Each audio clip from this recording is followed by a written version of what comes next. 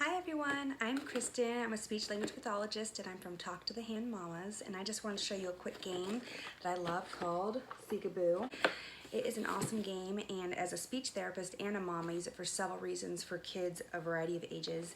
It says on the box it is a seek and find memory game, and I do not use it for that purpose at all. It says it's for 18 plus months, but I use it for lots of ages, so it's just something to keep in mind. It comes with these giant picture cards, like little circles that you can put around the room, and the kids can walk around and step on them, and they're nice. They're somewhat firm, they're laminated, so they're pretty sturdy. It comes with things that are clothing, so this one's a hat, obviously, animals, dog, and they're all color coded, so all the clothing is in orange circles, all the animals are red circles. It comes with foods. Here's a like cookie, broccoli, those are blue. Comes with toys, those are in the green circle, and it comes with household objects. It has things like a mailbox, it has an umbrella, things like that, and it comes with shapes, which, to be honest, I don't really use these ones that often. If you want to, for the older kids, you could have them step on one and tell you something that it comes in that shape, but again, I don't really use shapes that often.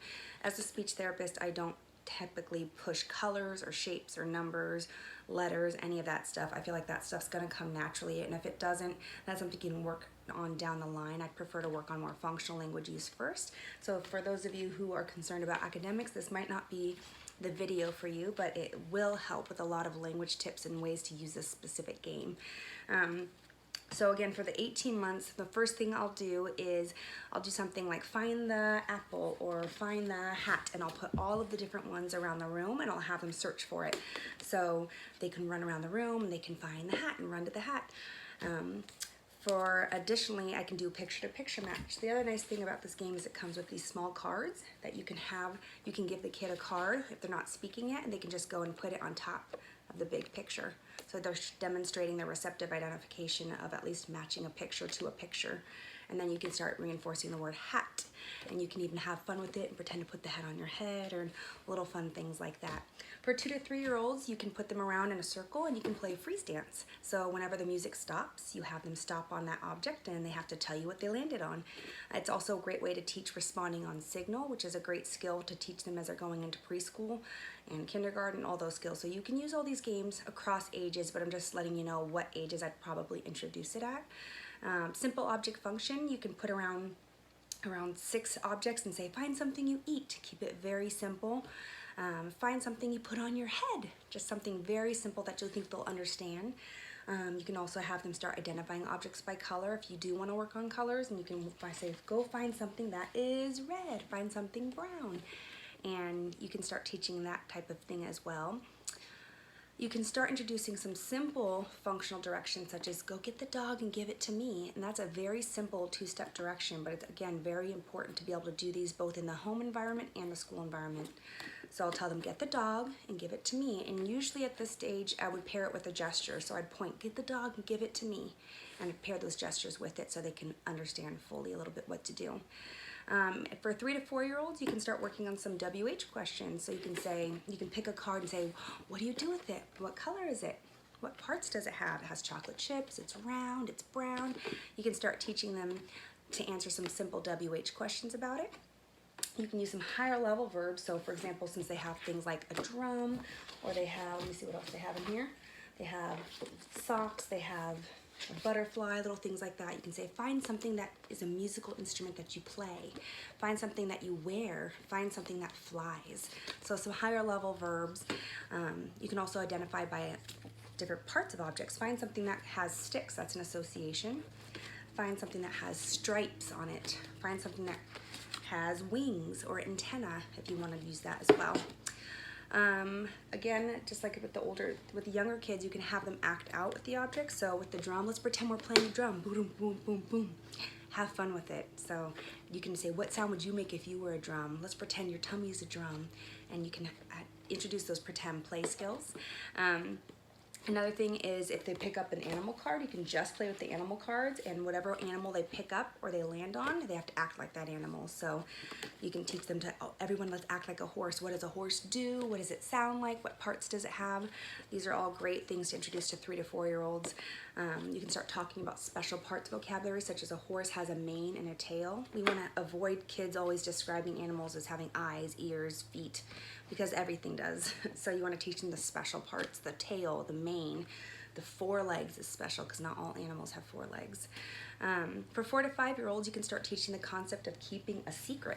So they can pick up a card and you teach them how to kind of bring it up to their face and not show it. So many of my kids that I work with, or even my own children, they'll pick it up like this and then look at it and be like, oh, you don't know what I got. But we all saw it. So you teach them how to kind of bring it close to them, pick it up, and then let's guess what it is. And they can start learning how to describe it. It's an instrument that you play, and it's red and it's round, it has sticks, and whatever direction they give you or whatever description they give you, that's when you can elaborate a little bit more to give them some more vocabulary. For example, if my child said, hey, it's something that you play, I might be like, yeah, that's great, you play it, it has sticks, it's red, and it's round. So I might just give her some extra vocabulary.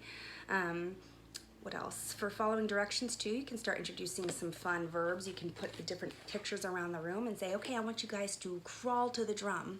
Now I want you to slither to the horse. And you can have them just practice some fun different verbs and play around that way.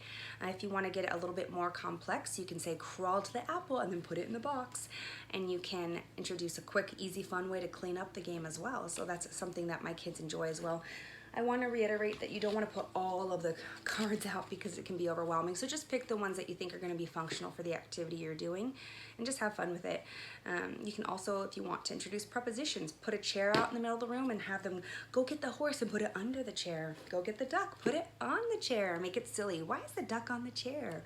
Have the kid have fun with it as well. You can have the kid start telling you where to put the things, or you put it somewhere and say, where's the duck? And they have to say it's under the chair or it's on the chair. Again, you don't have to use a chair. I'm just using that. You can use whatever you'd like. You can use a trash can. You can use a bucket, whatever you'd like. Just have fun with it. A tent. For 5 to 6 year olds, you can even go up to picking 4 objects and creating a story about it. For example, if I want to have a butterfly and a drum and some socks and a hat, I might say, okay, one day Butterfly decided that he really wanted to wear socks, but then he realized the socks didn't fit on his little feet. So he decided to ask his friend for something different instead, and he asked his friend for a hat. And his friend said, but the hat's gonna cover you. He said, I have a good idea. Why don't you play a drum? That might make you happy. It could make no sense, whatever, but as long as they're getting used to putting some sentences together and getting creative by just taking 4 objects and somehow putting it together in a sentence. You can also make up a silly game, which I love to do with kids for some more creative storytelling. They each take turns picking an object and coming up with a problem with it. So I got a beach ball. Uh-oh, the ball popped. Or maybe it rolled in the street. Let's pick another one. I got a cookie. Uh-oh, I dropped it on the ground. It's dirty. Let's try another one. Oh no, my dog ran away. Uh-oh, my dog got dirty. So have them come up with something. You can act it out as well. That's another great idea for the 5 to 6 year olds. You can also have it play a silly phonemic awareness game by combining 2 words for picking 2 objects such as a ball and a dog. I might call it a bog if I put the words together, or a doll. So just have them be silly and take the first sound of one word and combine it with the ending of the other word. So I hope those tips helped you. Again, the game is called Seekaboo, one of my favorite games as a therapist and as a mom, and for a variety of ages. So have fun. Let me know if you have any other suggestions. Please comment and subscribe, like us on Instagram, Facebook, all of that fun stuff, and let me know if you have any other games you want ideas for. I love coming up with creative ways to play different games. Talk to Mahan.